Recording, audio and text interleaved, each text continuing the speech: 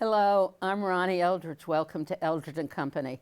Anthony Mancini is the chair of the English journalism program at Brooklyn College, and according to his students, past and present, a great teacher and mentor. He has also been a copy boy, reporter, and editor at the New York Post, and the author of 7 books of fiction and nonfiction. And he's my guest today. Welcome. Thank you. I'm glad to be here. Did you always want to be a writer? Well, I know that before I started grade school, my cousin gave me, she's much older than me, she gave me a gift, and this was while I was 3 or 4 years old, a copy of Treasure Island. And I read it voraciously, and I guess the seed was planted then, and I guess that's really what happened. I always thought that I could be a writer. I don't know where the inspiration came from or the confidence came from, but it was always in my subconscious somewhere. I love the story of your first job. Oh, you've heard it? I did. You've done your homework. Yeah. Well, my first job at the Post as a copy boy. I'm an identical twin. I love that. And I was, we were both students at Fordham College. And a friend of ours said who had worked at the Post as a copy boy, said there was an opening for one person who would have to appear 5 days a week on the lobster shift. Lobster shift was from 1 to 10 in the morning. Overnight. Yeah. Overnight shift. And of course, as full-time students, we didn't think we could manage it. But what we decided to do is one of us, and I don't remember who was the one, would show up one night, and the brother would show up the next night, and we'd rotate. And that way we were able to continue our studies and still make a few extra bucks as copy boys. And you both went on to be writers. And we both went on to be writers and media persons, really. Right. Let's talk about the New York Post a little bit, because people nowadays... They think that the New York Post is the Murdochian version of it, and people who have followed the New York Post know that it has had 9 lives and more, and it's had many permutations since it started in 1804 by Alexander Hamilton. It used to be billed, not anymore, as the oldest continuously published daily in the United States. Isn't that something? But they played with that trick, that notion a little bit, because it's not the oldest newspaper in the United States. The Hartford Courant was, but the Hartford Courant was published only weekly. So that's how they get away with that. This is the daily, yeah. But it is still a venerable place until the middle 70s when Rupert Murdoch and his Hunnish forces took over. But before Rupert Murdoch and in our time, it was Dorothy Schiff. It was Dorothy Schiff. Dorothy Schiff was a member of a very famous banking family, German Jews who came here in the middle of the 19th century and established themselves as part of a social class and philanthropic class. And then in 1940, she and her then husband, she's had 3 of them, bought the New York Post. I didn't start there in 1940, but close, 1958, so not that far. And it was known then as, a lot of people called it a commie rag, pinko anyhow, because it was a left-wing newspaper, much different from what it is today. And it was socially conscious. It was a tabloid in the sense that celebrity and crime were featured strongly in the paper. I don't have any problem with that. I think celebrity and crime are good stories. I like a little grand guignol in my newspapers. Newspapers don't have to be staid to be serious. But it was, as I said, a place for writers. That's what I liked about it. It encouraged you to take a freer approach to your prose style, and we had great writers there. Mary McGrory, Jimmy Wexler, Max Lerner, I could go down the list. Right. Pete Hamill, Right. naturally. Jimmy, my husband was there for Yes, he was there short for time, a short right. time. Right. Yeah. I had already left then. Yeah. But it was a great paper, and it was an important paper for liberals. It certainly That's what's was. so strange. Yes. Somebody, and I can't remember who, once broke down the different newspapers in New York by the religious and ethnic groups that read them. Right. Right. Right. So Well, it was the Protestants that read the Herald Tribune. right. The old line Protestants. Oh, right. Who read the Journal American? The Journal American, that was split between the New York Daily News and the Journal American. And the Mirror? All of Yeah, working class, what we used to call blue collar workers, and I think there's also a difference as to whether it was a morning paper or an evening We paper, had morning and evening which papers. really doesn't exist anymore. The Jews read the Times and the New York Post. That's right. And that was true whether you were working class or business Right, class. everybody. Right, everybody, yes. But the working class, some of the working class Jews did not read the Times, but they were devoted to the New York Post because as most of them were immigrant families who themselves or their forebears fled the kind of oppression that the New York Post featured in their editorial pages. Were you there with Paul Sands? I was there with Paul Sands. He was my first editor and my longest term editor. He was a very colorful character. And all of this is The newspapers the were myths, all full of characters, right? That's right. The myths were true. He wore cowboy boots. He strutted around with lots of times wearing dark glasses. He was, Jamin Runyon character, but an excellent editor and an author himself of several books. And so you left with Murdoch. I left about a year after Murdoch took over. I saw the handwriting on the wall, and I was offered, a friend of mine was the first to go into Peter Mitchell-Moore's office. He was one of the editors that Murdoch brought over and said, I can't stand it here, let me out. And so he got his severance pay. And once that happened, his name was Jan Hodenfield, a good friend of mine. And once that happened, I said, hey, I'd already published a couple of novels, so I said, I want to write more seriously. So I said, maybe I can get mine too. Then I did, and the floodgates opened. All the old posties, people like, I'm trying to remember, Lindsay Van Gelder. You remember Lindsay? People like Nora was there, but I don't. Nora was there, that but front. she didn't. She didn't leave. She she was left too young to get a buyout. She left before the Post, before Murdoch took over. Right. Yeah. So, the newsrooms were full of characters. Yes. People drank a lot. They did. They loved to go to the bar after the paper. Right. Right. They smoked a lot. Right. You had the typewriters with the noise. Right. The noise. And it was high energy. High energy and very romantic in a way. Yeah. All of that was true. It was a place where if you wanted to be a writer and have fun and still be serious, that was the place to be. I'll never regret having fallen into that vocation. Was Moochie's a bar? Moochie's, yeah, Moochie's. That was when we went to South Street. Yeah. I started on West Street. It is now a condo. Right. But as soon as the Journal American folded, Mrs. Schiff said, I want that building, because the South Street building was where the Journal American was published.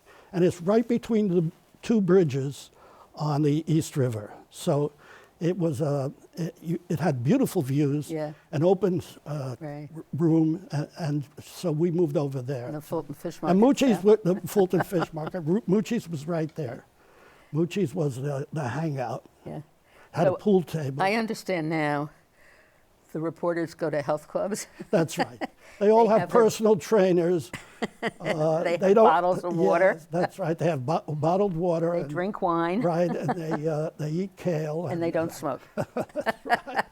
So does that get affected and reflected in the newspapers? I don't think so. You don't think? No. Think the same energy appears in the I think newspapers? it does. I think people who want to be journalists, and I know your late husband hated the word journalist. Oh, yeah. Reporter is what He was a he was a reporter. reporter. But you also said you worked for money. there's you have to keep body and soul together, but I could have made more money in other pursuits. Sure. I think looking back. Yeah. But, So what do you teach your students? I mean, you're in the English department. right. I understand next year it's going to be a new department. That's right. It's not going to be a new department. We are merging Merger.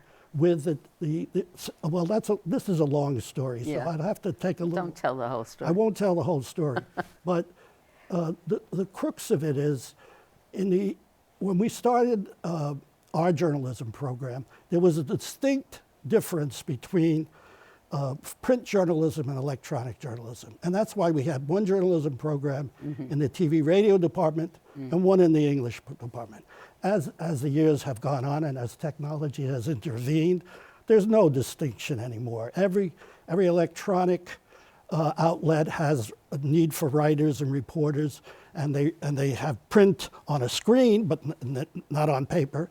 And every newspaper now does videography and everything, and all the other. Online. So 5 or so years ago, Paul Moses, my former colleague, A former newsday person. and a former Pulitzer Prize winner, and I decided, look, this makes no sense anymore for the institution to waste resources by having two programs in the same college. It's not fair to the students, most of all.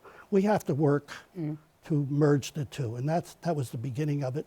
Of course, things moved glacially in the higher education system, and it took a while, but finally. Some people don't really want to lose their That's political. Right. It's turf wars. I've always right. found academic politics much worse. Well, than you know what politics. they say about it.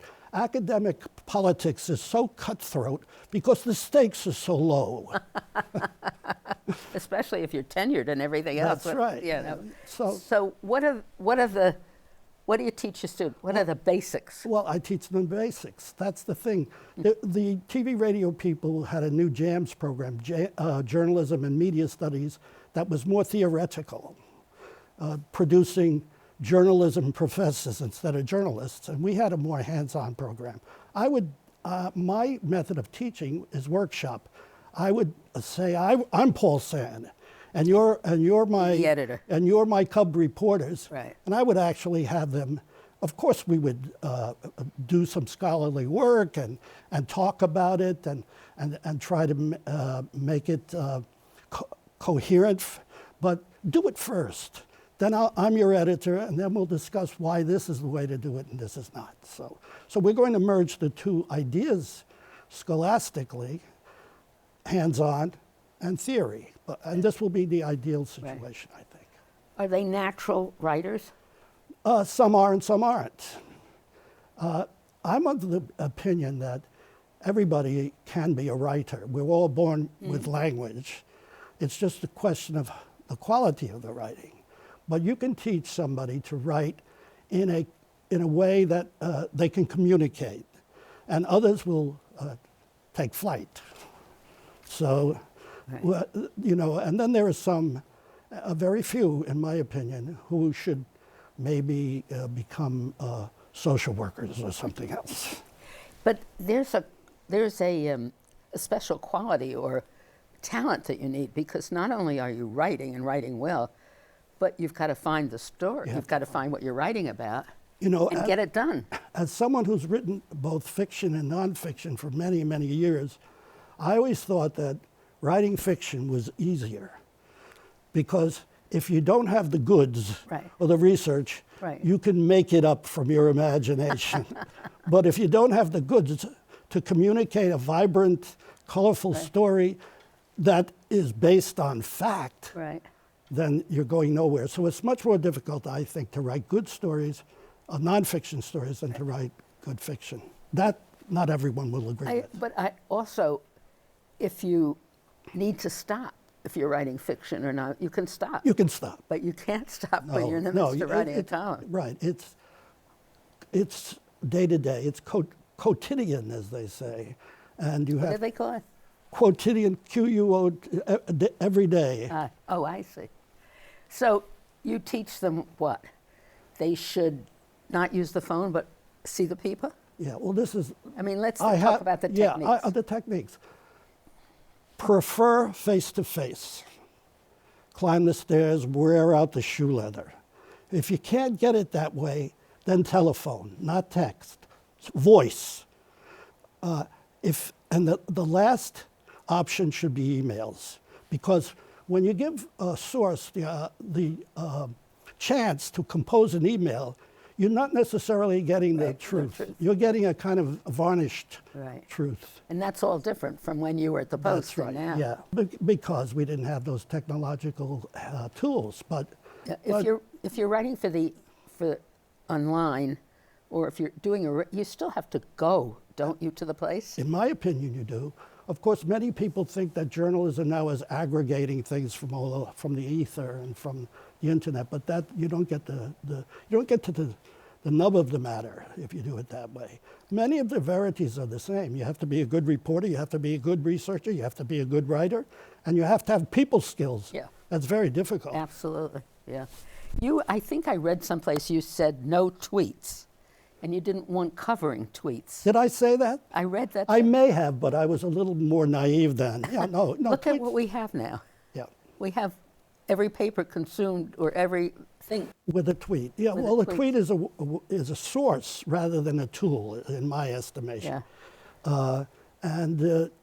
Let's face it, you can't escape social media now, but there's a danger in tweeting, of course, is that you make mistakes that tar your newspaper or news outlet with a taint, and if you just make a little mistake. So if you're tweeting, you have to be very careful, because you don't represent only yourself, you represent the organization. Right.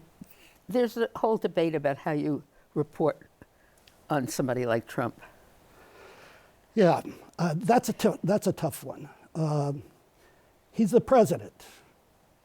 I'll say that again. He's the president, but he is. And so you can't ignore what he says. But then again, it's a question of balance and how to strike it. I'm not sure I know. If I did, I'd tweet my own ideas about it. But again, where it appears. See, in the old days when we just print newspapers, you'd have the option of putting something on a back page, but now it's all there. And so I would say de-emphasize rather than ignore. That would be my solution. You brought papers with you. The A section of the New York Times. Gives you a feel. Well, yes, I'm old media. Look at me. Me too. There's nothing like waking up in the morning and having a cup of coffee and reading the paper. That's right. But you know what I find now is if I've watched the television, especially a cable station, I'm reading what I heard last night. Of course, because they don't do their own stories. If it weren't for print newspapers, the Washington Post, the New York Times, and the Wall Street Journal, Larry O'Donnell would have nothing to talk about, and they make no bones about it. They're quoting the papers all the time. What passes as journalism on a lot of television, especially cable television, is commentary. Period. It is. It isn't really digging up stories, original stories. The resources are not there. That's a big problem. If you have 24-hour television and you don't devote I'm not saying there aren't enough stories out there to fill 24 hours. There certainly are, but you got to have resources to dig them up. Right. When you say commentary, I mean, when I'm watching on cable and I'm hearing these people expressing opinions, I'm thinking to myself, what do they know that I don't know? Not much. And it makes me, are we too much into this kind of thing? Look, we're not the ordinary, you and I are not the ordinary consumer of news, because we're more sophisticated about news than the ordinary person. I'm not trying to put down the great unwashed or anything here. It just is they have other things to do with their lives. So we certainly are not learning much from watching the commentary, because we've already, look, you go to cocktail parties with people who have as much, their fingers on the pulse as much as anybody who is, that's just Rachel Maddow or somebody else. I thought of you yesterday with the twins, because the man from the White House. That's right, Vinderman. They're right. identical twins. And they look more identical And than they we both do at work. this point. And they both work in the same, Wasn't that interesting? across the corridor from each other. God, what do you think the reaction in the White House is going to be when this guy goes to work today? Well, they're going to steer clear of him. They can't retaliate, that's for sure. He's made himself asbestos, you know, he can't be touched. So let's talk a little bit about your current job. Yeah, the territory is yet to be charted. Yeah. I have to see. My idea is to make sure that the verities of old journalism are not lost in the transition. I can't really teach them how to do videography. I never had time to learn it. You remember when I was a reporter, if I dared to try to take a photo while I was reporting a story, I'd get my legs chopped off at the knees by the union. So we were taught to specialize. Now everyone has to be a journalist. I mean, a generalist. They're on 24 hours a day. I pity the life of my friend Maggie Haberman, for example. How does she manage? And she's got children. She's got 3 children. I know, and she lives in New York. Well, and she goes to Washington often. One of the ways she manages is her husband is a very good caretaker. That is really good. Yes, yeah. he really helps out a lot. Yeah, So it's amazing, the energy. And she also appears in various venues like this. Was she at the Post or the? She started at the Post. Right. Yes. I remember Then she that. went. Then she went to Politico, and then to the Times. She was a very good friend of Jack Newfield's. Yes, she was. Yeah. But we all had these histories. Do people now come with knowing other people or stuff?